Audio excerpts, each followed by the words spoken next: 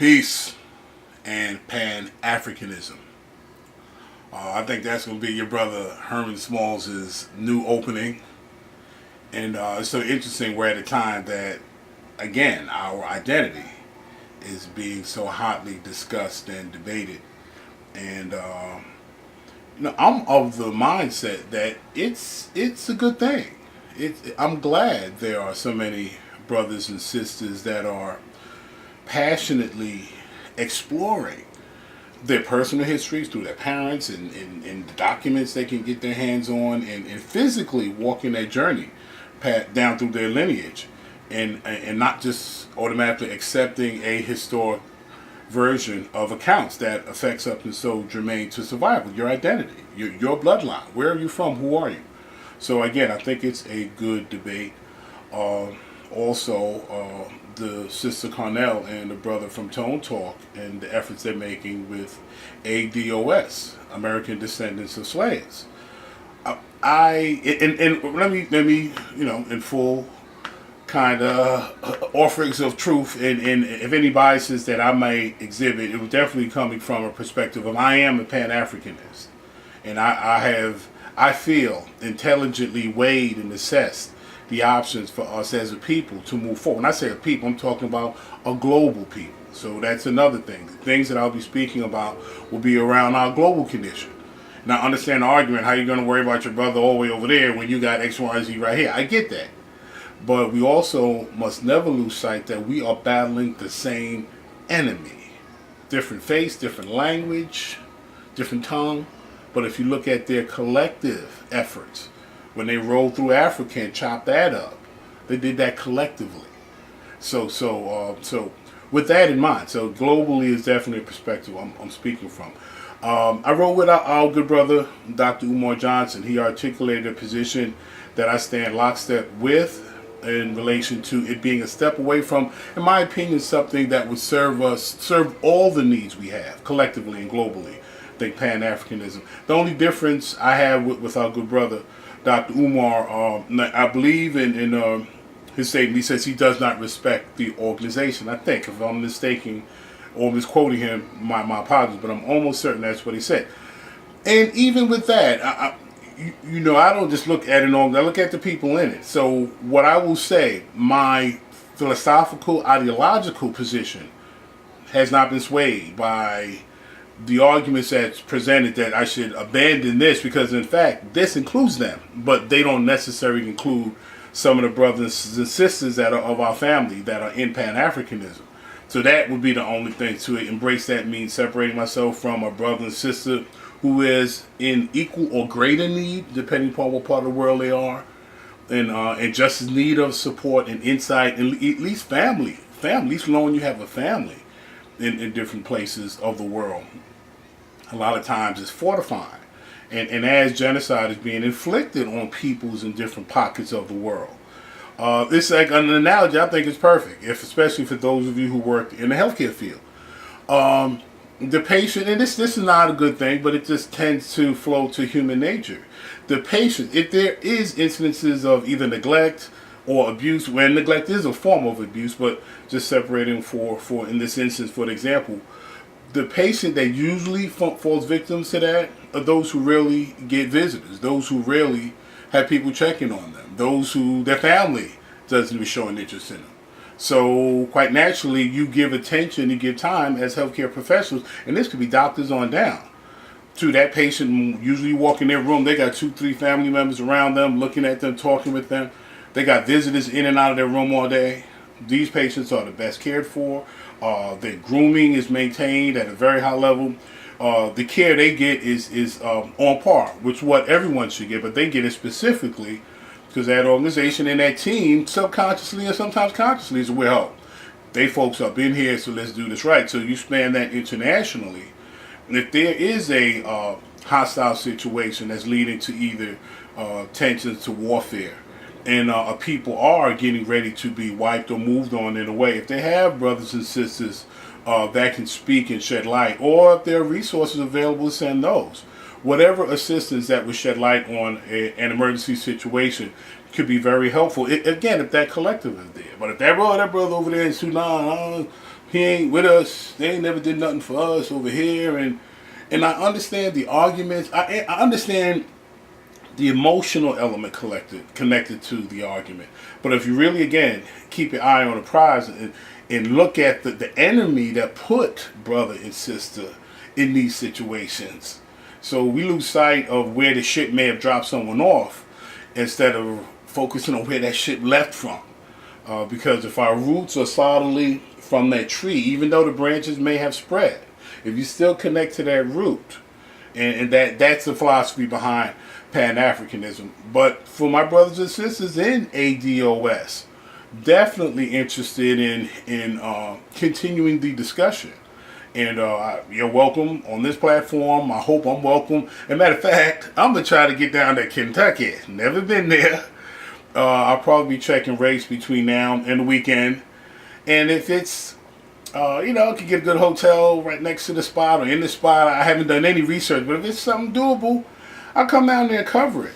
My position is any place that my people's well-being, their future, their very survival is being discussed, I'm going to want to be in that room. Now, whoever's throwing the meeting, whoever called it, and all that stuff, yeah, I can get through that. But if my people want to be there, because there is a hunger now, people are looking. That's why a brother like Dane Calloway with his Aboriginal movement has been getting the kind of following. And now, again, Sister Carnell, brother from Tone Talk.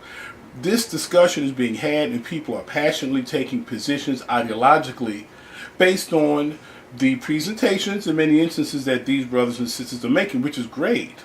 But we must never lose sight that the onus will always be on us to do our individual research, to verify anything you're hearing from any brother or sister. Because we have some straight up articulate folks that's coming through this YouTube venue. I'm very sharp brothers and sisters.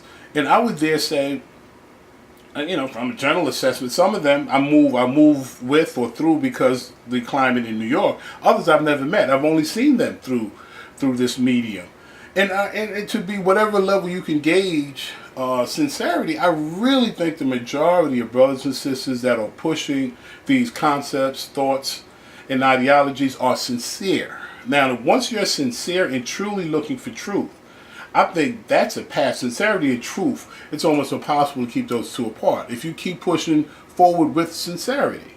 But if you ever get to a point where you are presented solid, empirical data that without question, it's not question, it's things, opinions, and I feel, and the way they treat me, and I've always thought, and we can dabble in that forever. But if you look and can document historical occurrences that led to the manifestation that we all live in and under today, if you can really map that out and then present, again, use historical reference, there are playbooks on this. There's playbooks on getting out of this.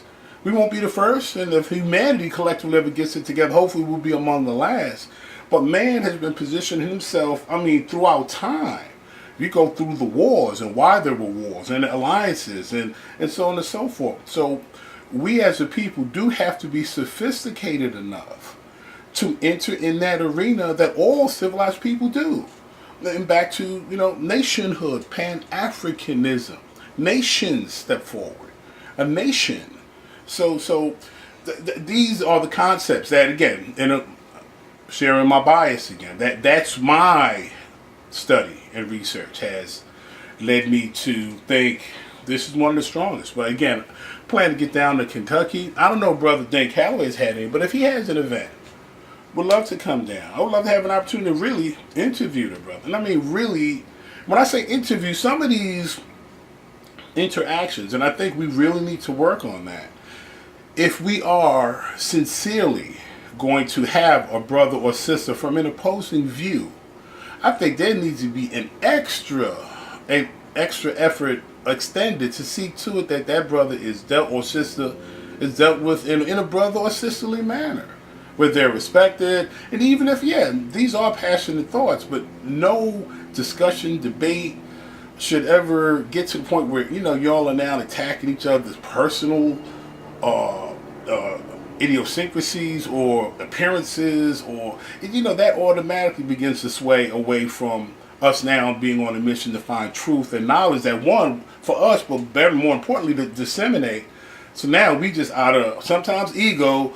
Yeah, well, your system ain't ish, and I got it, and a lot of times we got financial endeavors connected because a lot of us, this is part of our persona that we are soliciting and getting support and funds from this venue. So it's a lot connected to some of this information being pushed. But also, again, I would go on a limb and say I think the majority of brothers are just sincerely looking for truth and identity. So and if that's the case, if you know a brother or sister is sincere, but in your view, I mean, it's okay to think that brother sister is sincere, but they might be a little misguided, and they can be looking at you the same blanking way. That's okay. But if you bring that, one, that's my brother, my sister, I love them, and two, I know they're coming from a good place, so we can talk. You'll be surprised where you two will end up. But if you come to that process, oh, this fool, this, and we do that with Christians, they're like, he in the church. I know he ain't woke. He can't be conscious. He's praying to a white Jesus, and or he a Mason, or he a Democrat, he a Republican. We got these labels that just be ready to just throw on somebody without saying, hey, one, they wear the same exact uniform I'm wearing now. How disconnected are they from that? Let me explore. And see, you'll be surprised how many people in their way are navigating and getting to a place of truth. All paths to truth are not identical. So if a brother or sister is on a different path than yours, we have to be much more hesitant about our harsh critique and condemnation on a person's journey. Again, if you denote a level of sincerity, because that has to be important. If your spidey sense tells you shysterism is in the plate, I wouldn't say, don't waste your time and your energy on it, brother, but if larceny is driving somebody, that's a different ball game. And then there'll be, principles and cause and effect things put in place for that. Once we get organized, get that nationhood on, because that is an element that has to be dealt with in ways that discourages brothers and sisters from taking that kind of activity or exploiting or some way misusing their people's trust. And that might be a good segue. Again, some of my thoughts. I hope it stimulates comment and conversation. I try to use this format, this little voice I've been given, and I'm trying to explore the different ways to be as positively impactful with it. And I'm a connoisseur, or I'm a user. I absorb my knowledge. I don't have cable, so 90% of the news I get through my social media outlets. And you'll be surprised how much real time or close to real time. And in many instances with these lives and stuff, you're getting real time. If you're not getting real time, you're getting an hour from real time.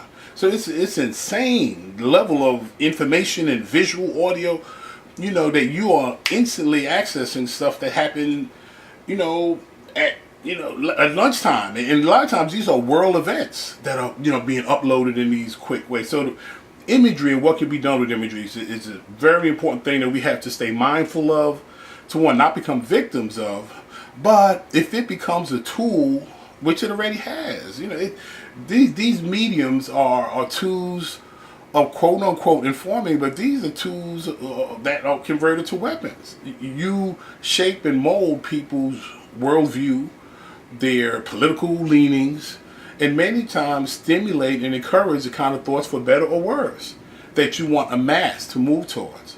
So don't think, even in this realm, the social media realm, there are hands at work. So, and many of you notice the different algorithms that are monitored and adjustments and how they just kind of pick and choose. So and I would even dare say, I don't know how much more shelf life this stuff has. Because even with all the control and the monitoring and all the other tricks that are played, it's still critical information gotten through. So how long can they have that going on when they can't stay ahead of the curve enough to constantly serve their agenda and make sure that people who are sincerely trying to use this as a vehicle for enlightenment and upliftment, they don't want too much. See, that's how the 1% can stay that elite 1%. You let the 99 start uplifting, bonding, looking at each other like brothers and sisters. No, they can't have too much of that. It's got to be one against the other. There has to be those internal battles for them to stay in that lofty position. If not, the people then say, what do you want? I want my family safe. I want a good community. I want health. Everybody wants the same thing. And take $1 zillion to get that. But it does take a society that gives you a fair shot at a come up. And for many, America has represented that. So we can't sleep on that either. Now people, get on tires to get from whatever to here, and are so thankful when they make it to these shores. So and I want to say that just in balance, there are still opportunities that are available here that aren't currently in different parts of the world. That's a fact. So I know my thing is always present a view that's fair and just rational. I don't want someone to ever just give basic thought to something I try to share. It doesn't add up. So yeah, there are plenty, but we have to how was this established? On what roots was this bounty acquired? And who paid those costs? And if there is a balance or some kind of righteous coordination in the principles and laws of life, then those folks who contributed the most should be at a place where at least they're able to take better or full advantage of the society that they literally gave their blood, sweat, and tears to construct.